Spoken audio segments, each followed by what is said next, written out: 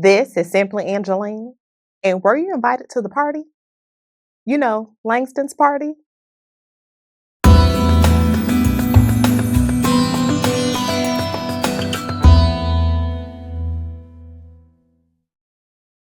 Welcome back to Simply Angeline, the channel dedicated to the storytelling of diverse children's stories so kids can feel inspired and seen. And this week we are reading There Was a Party for Langston, and it's by Jason Reynolds, and the art is by Jerome and Jared Pumphrey. Now, you may be asking yourself, who is Langston? I am talking about no other than Langston Hughes. And if you're not sure who he is, let me tell you.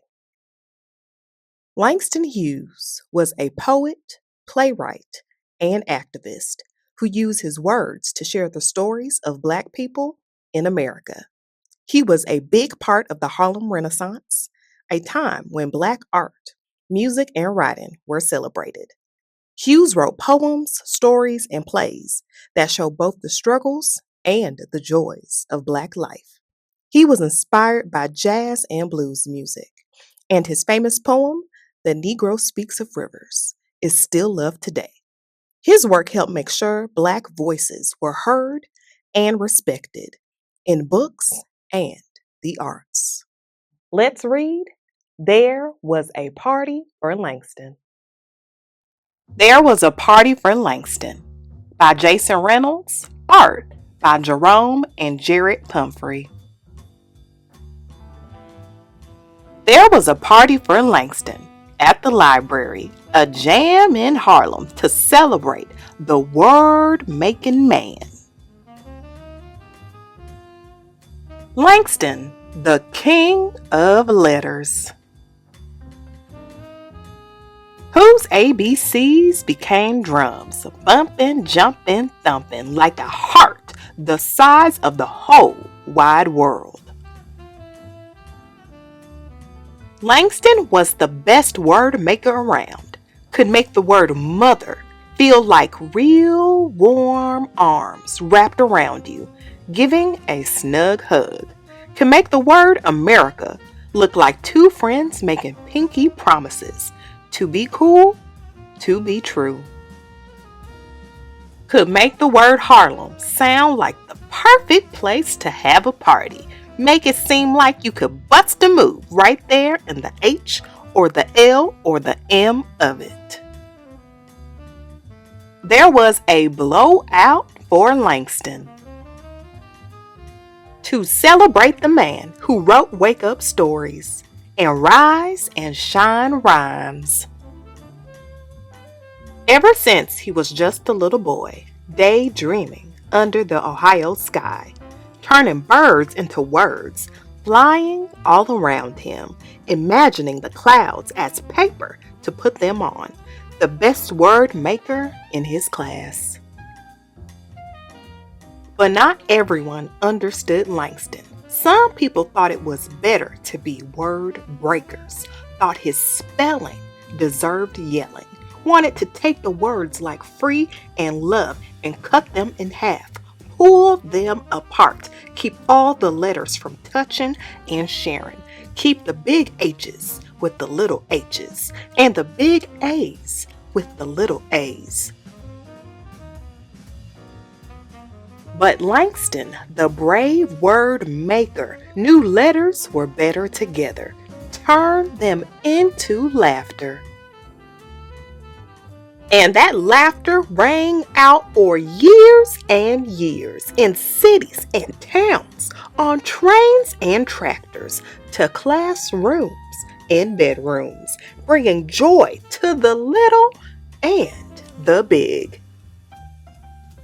And that's why there was a party for Langston at the library, a fancy foot get down all out bash, and all the books on the shelves were listening and looking at all the people shimmying, full of dazzle. Don't nobody dance like a word maker, and all the best word makers were there. Like Maya, who Langston's language laughter tickled as a child, who grew up reading his words and learned to make words of her own. She can make the word woman seem like the word mountain, and the word cage feel like a place far, far away. From this library, this party, Maya dressed in constellations, stars dangling from her. She rose up from the floor, flapping like a free bird, flapping so freely, with wings unbroken. Amiri, another one of Langston's word children, was at the party too. Came bopping in, dressed in his good clothes and his soft shoes. Black, his favorite word, on his tongue. Amiri could make the word black sound like it could be red, could make the word black echo into the future and way back into the past. Back to Langston.